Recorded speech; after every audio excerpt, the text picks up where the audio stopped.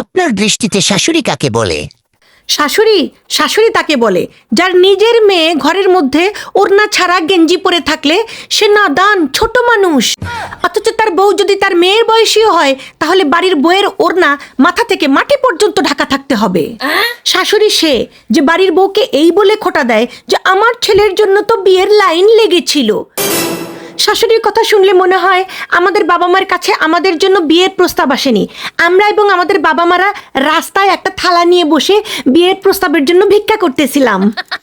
শাশুড়ি সে যে বউকে বারবার মনে করিয়ে দেয় যে আমি আমার ছেলেকে অনেক আদর যত্ন করে লালন পালন করেছি। মানে শাশুড়ির কথা শুনলে মনে হয় আমাদের বাবা মা আমাদেরকে আদর যত্ন করে মানুষ করেনি, পরের বাড়ি যেহেতু আমাদেরকে লাথি আর খোঁটা শুনতে হবে তারা আমাদেরকে লাথি দিয়ে মানুষ করেছে।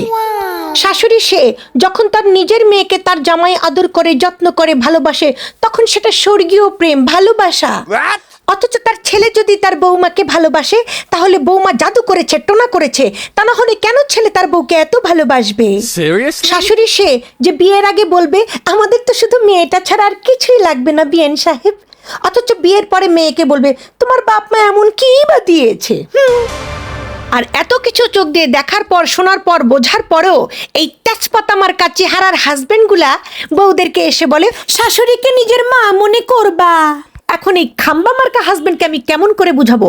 ঢাকা শহর মানেই যে সবকিছু ঢাকা থাকবে এরকম না, ঠিক তেমনি শাশুড়ি মানেই যে সে মা হবে বা মায়ের মতো হবে এমনটা না।